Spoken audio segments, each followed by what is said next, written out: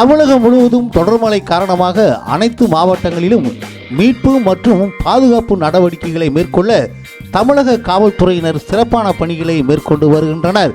இந்நிலையில் சென்னையில் வெள்ளப்பெருக்கை கண்காணிக்க 24 மணி நேரமும் செயல்படக்கூடிய கட்டுப்பாட்டு அறை அமைக்கப்பட்டுள்ளதாக சென்னை பெருநகர காவல் ஆணையர் திரு AK விஸ்வநாதன் தெரிவித்துள்ளார்.